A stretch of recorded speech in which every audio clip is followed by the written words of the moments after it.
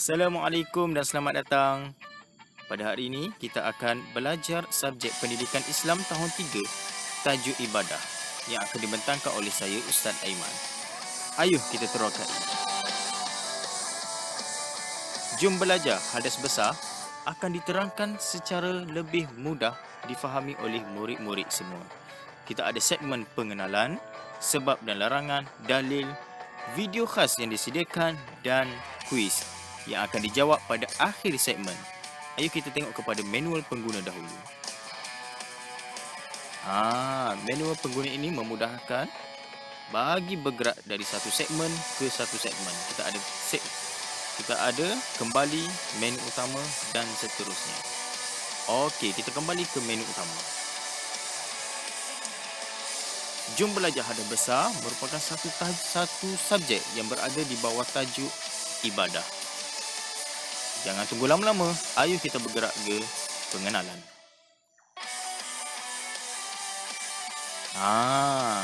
Anda sudah bersedia untuk belajar? Kalau dah, kita klik butang seterusnya.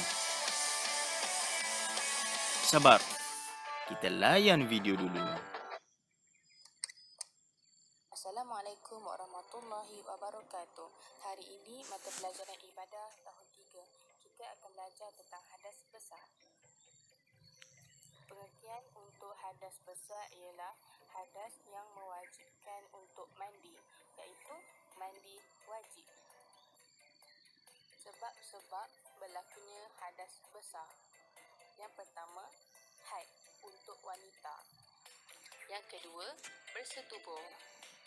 Yang ketiga, keluar air mani. Yang keempat, meninggal dunia kecuali yang mati syahid. Yang kelima, wiladah untuk ibu yang bersalin. Keenam, keluar darah nifas iaitu darah selepas ibu bersalin. Cara untuk bersuci dari hadas besar ada satu saja, iaitu mandi wajib.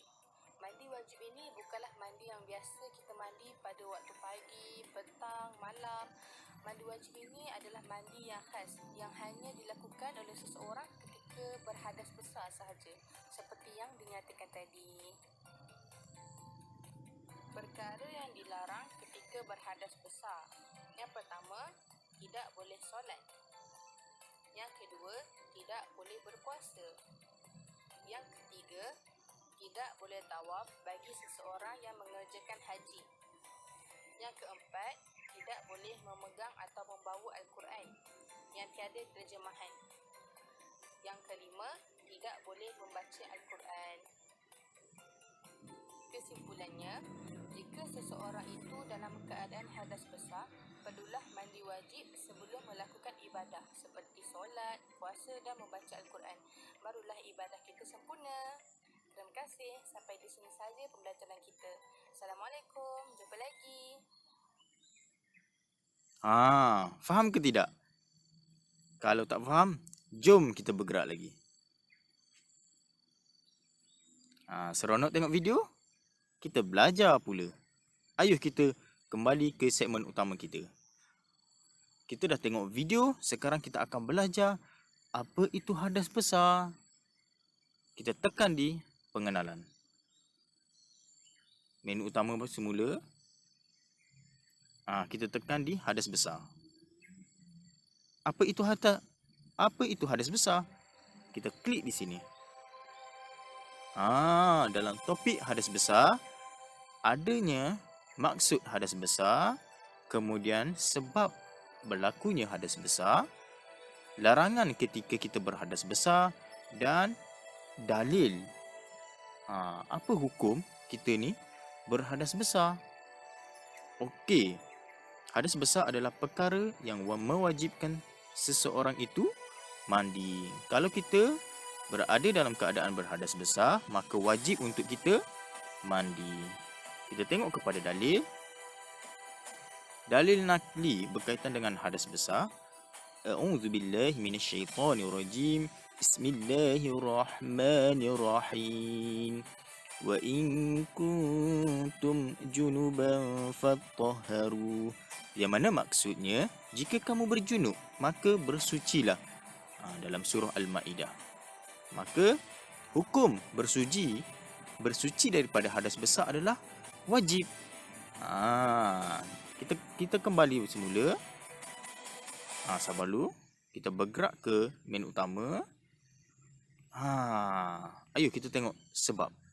Tadi kita dah tengok hukum kita bersuci daripada hadas besar adalah kita kena wajib mandi. Mandi wajib. Kemudian sebab berlakunya hadas besar, macam mana kita nak tahu kita ni dalam keadaan berhadas besar? Kita tengok satu persatu. Nombor 1,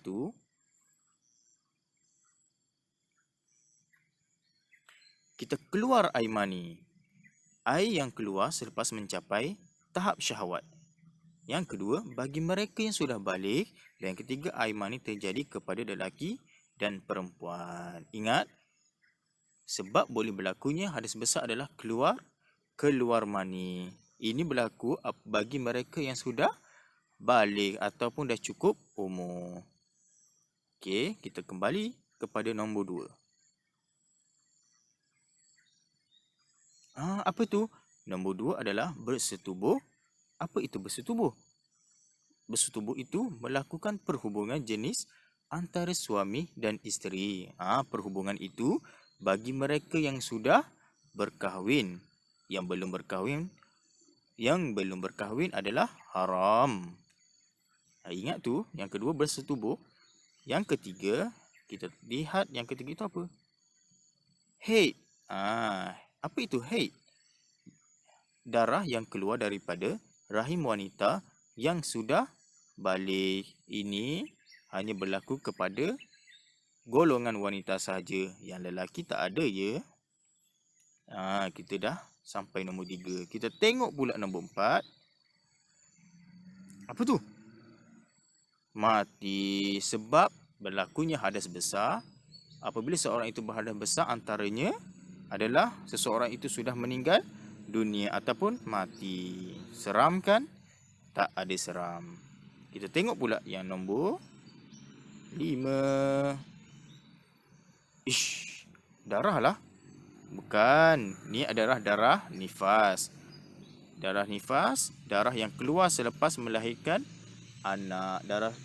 Anak maksudnya darah nifas ini hanya berlaku kepada golongan ibu sahaja, golongan wanita. Yang lelaki tak ada ya.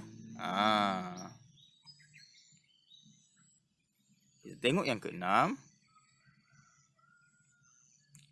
Yang ke-6 adalah wiladah. Wiladah ini melahirkan anak. Darah wiladah ini bermaksud darah yang keluar daripada ibu selepas melahirkan anak. Ini juga hanya berlaku kepada golongan wanita. Jadi sebab boleh berlakunya hadas besar ada 6. Ingat ya. Jadi sekarang kita tengok, apabila kita dalam keadaan berhadas besar, ada larangan yang perlu kita elakkan ketika kita berhadas besar. Okey, kita tengok larangannya. Perkara yang kita tidak boleh buat semasa kita berhadas besar ada 3. Kita tengok yang pertama. Apa tu? Kita tidak boleh membaca Al-Quran dan menyentuh Al-Quran. Itu yang pertama. Yang kedua, menunaikan solat. Kita dalam keadaan berhadas besar, kita tidak boleh menunaikan solat. Kita kena bersuci dengan mandi wajib. Itu yang kedua. Kemudian kita bergerak kepada yang ketiga. Yang ketiga adalah tawaf di Mekah. Ini ketika kita berada di Mekah. Kita dah tengok sebab, kita dah tengok larangan. Maka tamat sudah pengajian kita. Kita kembali balik kepada menu utama. Jadi dalam pembelajaran kita berkenaan dengan jom belajar hadas besar, kita dapat mengenali maksud hadas besar, kita tahu sebab boleh berlakunya hadas besar dan larangan ketika kita berhadas besar. Tapi ingat, hukum kita berhadas besar adalah wajib kita bersuci dengan mandi wajib. Jadi untuk segmen kuis, Kita akan laksanakan di dalam kelas. Kita tengok segmen kuis. Kita cuba tekan butang start. Itu dia, ada 10 kuis yang disediakan. Kalau murid-murid sudah bersedia, jom kita jawab. Tapi kemudian kita kembali ke menu utama. Okey, sekian sahaja daripada saya. Jadi pembelajaran kali ini sangat seronok dan memudahkan. Lagi-lagi pembelajaran pada masa kini bagi kita memberi pemahaman kepada murid-murid supaya memahami tajuk yang cuba disampaikan oleh guru-guru. Sekian saja. Terima kasih.